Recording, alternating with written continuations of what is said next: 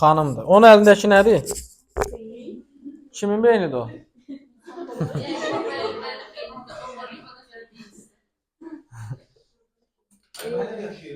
Başqa cavab gözləyirdim sizdən, amma verməz. Necə? Enişteyin beyninə gəzir onda. Dweck, deyilənə görə yaşayır. Karl Dweck'in nəzəriyyəsi adlanan düşüncə tərzi. Baxın, bu ən asan nəzəriyyələrdən biridir. İki sözlə bunu biz öyrənəcəyik. Açıq düşüncə və qapalı düşüncə tərzinə bölürük. Bütün müsbət tərəflər açıq düşüncəli insanlara aid olacaq. Bütün mənfi tərəflər də qapalı düşüncəli insanlara aid olacaq. Belə, bu qədər. Dəst etdi. Burada baxın, Henry Ford'un belə maraqlı bir ifadəsi var. Nə deyir? Düşünürsən ki, bunu bacararsan, haqlısan. Düşünürsən ki, bunu bacarmazsan, yenə haqlısan.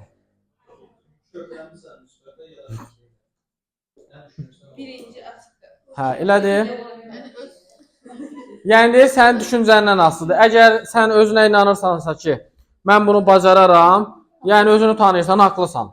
Yox, deyirsən ki, mən bunu bacarmaram, yenə də sən özünü tanıyırsan. Bilirsən ki, bacarmazsan, haqlısan. Ya da tanımır, amma yenə də deyir ki, bacarmaram. Mənfi-mənfini gətirir. Yəni, bacarır, yenə haqlıdır. Bəli, yəni haqlıdır da, hər iki tərəfdən haqlıdır. Mən əgər bugün deyirəmsə ki, bu işi bacarmaram, yəni mən özümü inanmıram, güvənmirəm. Bacarmayacam yəqin ki, bir çox hallarda. Bacararam deyirəmsə, deməli güvənirəm. Bacara bilərəm. Aydındır. Yenə də bu alimin bizə həyat və yaradıcılığı lazım deyil. Baxın, görürsünüz, burada qapalı düşüncəli insandır, onun beyni nə olub? Kilidlənib, bloklanıbdır. Amma burada nə olubdur? Şeylər açır orada. Şeylər açır. Bəli, açıq düşüncəli insanlar daha çox öyrənməyə meyilli insanlardır. Baxın, burada onların fərqləri verilib. Yəni, buradan oxuyandan sonra hər şeyi başa düşəcəksiniz. Bayaq dediyimiz kimi, müsbət tərəflər burada aid olacaq. Açıq düşüncəli insanlara, mənfi tərəflər də qapalı. Bir-birinin əksidir, yəni. Deyir, çətinliklərdən qorxmur. Açıq düşüncəli insanlar çətinlikdən yayınır. Qapalı düşüncəli insanlar. Səhvlərindən öyrənir. Açıq düşüncəli insanlar səhv etməkdən və başqalarının gözündə zəif kimi görsənməkdən çəkinir. Qapalı düşüncəli insan. Yəni, başqalarının fikirlərinə çox əhəmiyyət verir və deyir, mən səhv eləsəm nə olar? Başqalarının gözündə zəif görsənərəm, axmaq kimi görsənərəm, burada yazıblar, və s. Sonra, deyir, rəylərə qulaq asır və nəticə çıxarır. Açıq düşüncəli insanlar rəyləri qulaq ardına vurur, qapalı düşüncəli insanlar asanlıqla da təslim olurlar. Öyrənməyə marağı var, əlbəttə ki, açıq düşüncəli insanların öyrənməyə həvəsi, marağı yoxdur, qapalı düşüncəli insanlar. Bacarmaram deyir, baxın, bayaq dediyib, bacarmaram. Misal üçün, mən Azərbaycan dilini yaxşı öyrənirəm, amma riyaziyyatı öyrənə bilmərəm, bacarmaram. Bu qapalı düşüncədir. İstəsən öyrənə bilərsən, düzdürmü? Amma açıq düşüncəli insanlar həmişə hələ sözündən istifadə edir. Deyir, bunu mən hələ ki bacarmıram. Yəni, bacara bilərəm gələcəkdə. İstəsəm, çalışsam, bacara bilərəm. Əgər biz istəyiriksə ki, uşaqlar açıq düşüncədə olsunlar, qapalı düşüncədən çıxsınlar, onlara hələ sözündən istifadə edə bilərik. Misal üçün deyirəm, yığıbdır bu, deyək, 20 sualdan 10% nəticə, yəni zəif nəticə yığıbdır, 10 dənə düz yazıbdır. Biz ona, sən çox zəifsən, get biraz da çalış deməkdənsə, deyəcəyik ki, hələ ki sən, məsələn, bu çətin tapşırıqların öhdəsindən gələ bilmirsən, amma istəsən, neyə edə bilərsən? Çalışsan, öhdəsindən gələ bilərsən. Bəli, yəni onlara biz müsbət yönümlü rəylər veririk burada. Hələ sözündən də istifadə edəcəyik. Sizcə insanların düşüncə tərzini dəyişmək olarmı? Biri qapalı düşüncəlidir, onu açıq düşüncəyə salmaq olarmı? Və açıq düşüncəni qapalıya salmaq da olar, düzdür? Bu da mümkündür. Bizə əsas nə lazımdır? Qapalı düşüncəli uşaqları açıq düşüncəyə necə keçirək? Sizcə bir insanın qapalı düşüncəli olmasının səbəbi nə ola bilər? Bir uşaq niyə qapalı düşüncəlidir? Çevrəsi ola bilər. Çəkinməsi. Niyə asosial olur uşaqlar? Niyə özünə qapanır? Hə. Ailədə onlara qarşı düzgün yanaşma göstərilmir. Məsələn, üzərinə çox gedilir. Məktəbdə bəli, müəllimlərin yanaşması, məsələn, səhv edərkən qorxutması müəllimin onu, sən səhv etməməlisən deməsi, uşaqdan mükəmməlçiliyi gözləmək, yəni mükəmməl olmağı gözləmək onu qapalı düşüncəyə salır. Məsələn, mən deyirəm ki, sən hər gün məktəbdən gələndə yüksək qiymətlə gəlməlisən. Yəni 5 alıb gəlməlisən. Bu onu qapalı düşüncəyə salacaq. Yəni gəlin özümüzdən götürək, biz də uşaq olmuşuq, düzdür? Bəzən müəllimlər, valideynlər elə bil ki, böyük şəkildə dünyaya gəliblər, uşaq olmayıblar heç vaxt. Özümüzün yadımıza salaq ki, uşaqlıqda biz necə idik? Yəni bütün dərsləri yaxşı mı qavrayırdıq elə ilk addımdaca? Və ya ilk addımdaca bütün tapşırıqları yaxşı mı yerinə yetirirdik? Yox. Baxın, ümumiyyətlə, hər dəfə mükəmməl olmaq bir çox hallarda mümkün deyil. İl ərzində bir uşağın, yəni olmadı mı bir baş ağrısın, nə bilim, psixoloji bir problem olsun, hər hansı bir təzyiqə məruz qalsın, ya nəsə, ailəsində bir problem olsun, yuxulu olsun, yəni ola bilər də dərs prosesində bu uşaq yaxşı qavramaya bilər. Bu gün zəif nəticə göstərə bilər. Bəli. Nəticədə nə olacaq? Nəticədə artıq bu uşaqda yavaş-yavaş qapalı düşüncəyə meyilli olacaq. Qapalı düşüncədən çıxartmaq üçün nə edə bilərik? İlk növbədə uşaqlara zəkanın dəyişilə bilən olduğunu başa salmaq lazımdır. Yəni insan öyrəndikcə daha da çox inkişaf eləyir, daha da çox zəkası genişlənir. Bunu hətta burada süngərlə daha doğrusu misal göstərə bilər ki, süngəri salırıq suyun içərisinə, su dolur, çıxardırıq, yavaş-yavaş nə olur? Su boşalır üzərindən, yəni suyu saxlamır özündə. İnsan da beyninə yığır məlumatları, zaman keçdikcə də nə edir? Onu boşaldır, amma niyə boşaldır? Səbəb odur ki, istifadə olunmayan lazımsız məlumatlar yavaş-yavaş əlbəttə ki, beyin tərəfindən silinir, unudulur. Qısa müddətli yaddaş onu silir. Çünki qısa müddətli yaddaşa yer lazımdır ki, yeni məlumatları əldə edə bilsin. Uzun müddətli yaddaşa keçməsi üçün nə etmək lazımdır? Təkrarlamaq, refleksiya eləmək, möhkəmləndirmək, müqayisə eləmək, yəni öyrəndiklərimizi tətbiq eləmək və davamlı şəkildə üzərində işləməyimiz lazımdır ki, uzun müddətli yaddaşa keçsin. Uşaqlara bu şəkildə zəkanın dəyişilə bilən olduğunu başa salmaq lazımdır. Hətta Karol Dweck deyir ki, qanla daş üzərinə yazılan heç nə yoxdur. Hər şeyi dəyişmək mümkündür həyatda. Çox şeyləri dəyişmək mümkündür. Baxın, insanların həyat tərzi dəyişir, düşüncəsi dəyişir, hətta mühitə uyğun olaraq xarakteri də dəyişir. Bunlar hamısı dəyişə bilən bir şeylərdir. Biz bəzən düşünürük ki, yox, xarakter dəyişmir, mümkün deyil. Bir çox hallarda dəyişikliyə məruz qalır. Niyə? Çünki birincisi yaş dövrü. Baxın, özümüzdən götürsək, yeniyetməlik dövründə olan düşüncəmizlə bugünkü düşüncəmiz eyni deyil, düzdür? Və yaxud da ki, bugünkü düşüncəmizlə 5 ildən, 10 ildən sonra olan düşüncələrimiz də eyni olmayacaq. Çünki zaman, mühit dəyişəcək. Yavaş-yavaş biz də ona uyğunlaşacağıq. Xarakterdir, düşüncədir, bunlar dəyişə bilən bir xüsusiyyətlərdir. Bu halda biz uşaqlara, yəni özlərini dəyişə biləcəklərinə inandıra bilərik. Deyir ki, bir insana motivasiya verməklə bacarmadığı bir şeyi ona elətdirmə ehtimalın 89%-dir. Təbii ki. Bu araşdırmalar bunu göstərir ki, yəni çox insanda alınır, məsələn bir şey bilmir, amma ona motivasiya verirsən ki, sən bacararsan, 25-40% onu bacarır müəyyən müddət sonra. Bəli. Uşaqlarda da məsələn məncə bu belə. Məsələn, o iradəsiz, o zəif olan uşaqlar məsələn bir dəfə nəsə sınayıb, alınmayıb və o qapalı deyil ondan keçir ki, hər şey bacarmayacaq. Zaman keçirsə bunu dəyişəndə yəqin ki, açıq düşüncəli olur, bəli. Baxın, Henry Ford yox, daha doğrusu Thomas Edison fikrini oxumuşduq. Orada nə deyirdi Edison? Uğursuzluğa deyirdi, bizim ən zəif nöqtəmiz odur ki, uğursuzluğa düçar olanda, səhv eləyəndə təslim oluruq. Təslim olmağımız ən zəif nöqtəmizdir. Çünki uğura aparan yol daha bir dəfə cəhd eləməkdən keçir. Sən cəhd eləməlisən. Əgər bu gün uğursuzluq yaşamısansa, deməli nəyisə səhv eləmisən. Səhv eləmisənsə nə etməlisən? Yenidən cəhd eləməlisən. Baxın, burada belə bir hissə var. Nə deyir burada? Deyir ki, Yeni bacarığa gələn, yəni yeni bir şey öyrən, bacarığı məşq elə, səhv elə. Yəni normal şeydir səhv eləməyin. Əgər yeni bir şey öyrənirsənsə səhv edəcəksən. Səhv eləyəndən sonra səhvlərini təhlil. Baxın, bir çoxumuz müəllimlərin, yəni hazırlaşanların bir çoxu gəlir burada dayanır. Yeni bir mövzu öyrənəndə bacarığı məşq edir. Yəni misal üçün öyrəndiyini testlər üzərində işləyir. Səhv eləyir. Burada dayanır. Gəlir müəllimdən soruşur ki, dərsdə müəllim, bunun nə idi cavabı? Amma elə olmamalıdır. Sən səhv elədinsə nə etməlisən? Keçməlisən.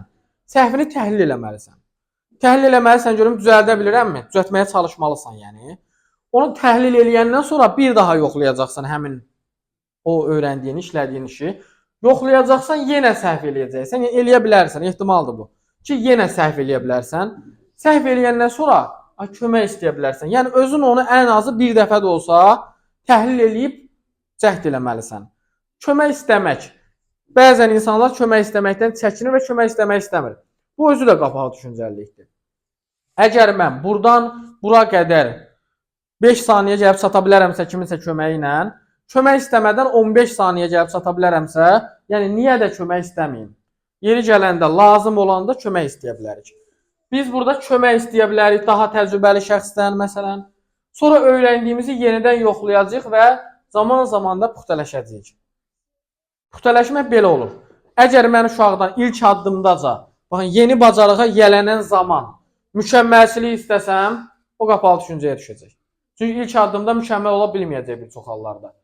Mükəmməl insan necə mükəmməl olur? Gəlin peşələrə baxaq. Misal üçün deyək bir maşın ustasıdır. O elə ilk addımdaca getdi, çox gözəl maşını düzəltdi, hər hansı bir yerini. Yox təbii ki. Zaman, illər keçdi, işlədi və puxtələşdi. Mükəmməl oldu. Və ya bir müəllim necə oldu ki, o bir ixtisası dərindən bildi? 1 ilə, 2 ilə, 5 ilə olmadı ki. 11 il məktəb oxudu, 4 il universitet oxudu, ardınca illərlə çalışdı və nəticədə nə oldu? Yavaş-yavaş mükəmməlçiliyə doğru getdi. Bütün sahələr belədir, bütün işlər belədir.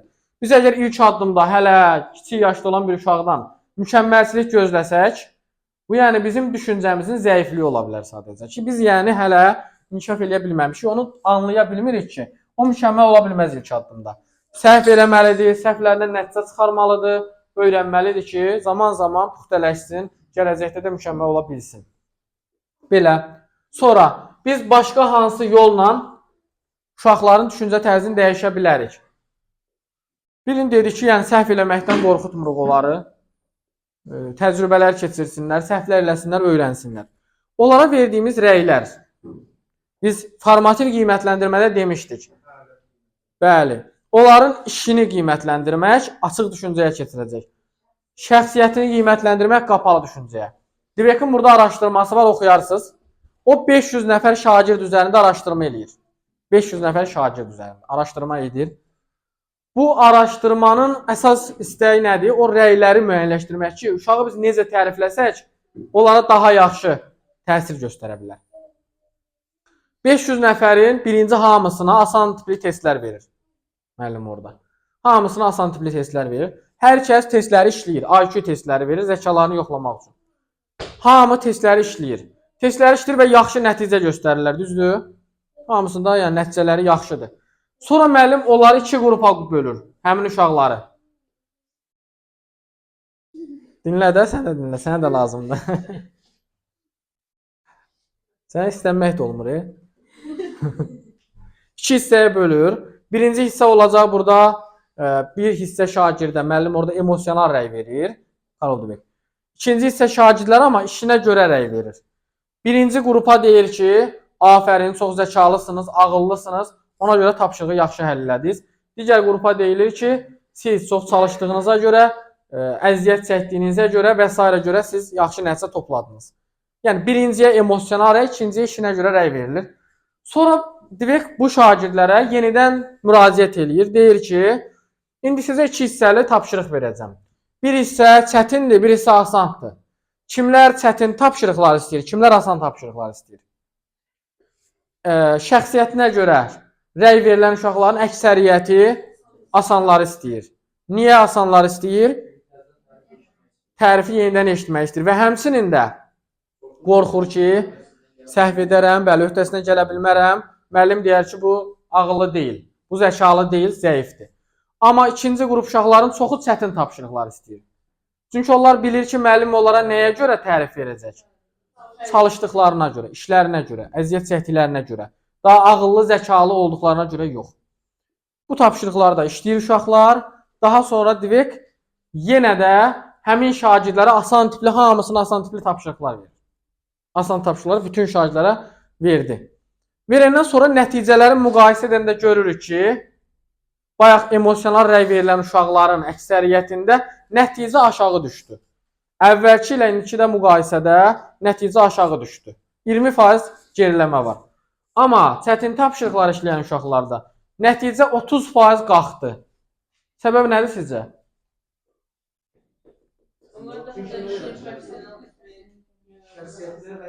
Aha. Deyin. Şəxsiyyətinə rəy verilmiş insanlar onlara fikri bir tərəfdə müəllimin yerdə sözlərdə qalır, bir tərəfdə də dərsi, Aha. İkinci yuxarı nəticə alanlar isə onların fəaliyyətinin daha yaxşı sözlər eşitməsi motivasiya alırlar. Bəli, doğrudur. Başqa?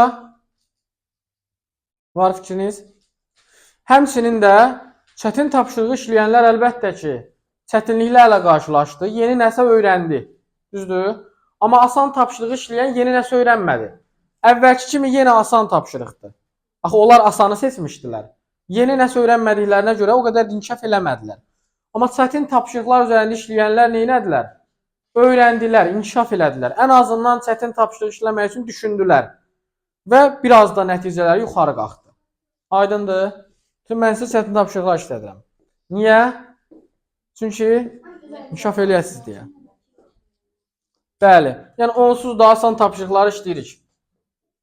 Çətin tapşırıqları işləmək lazımdır ki, yeni nəsə öyrənək. Biz əgər bugün ancaq asan tapşırıqlar üzərində qalsaq, yeni nəsə öyrənə bilməyəcəyik. Çətin tapşırıq olmalıdır ki, yeni nəsə öyrənək. Nə möhkəm öpdüm. Belə. Başqa burada elə də bir şey yoxdur, oxuyacaqsınız. Yəni bildiyiniz bir şeylərdir.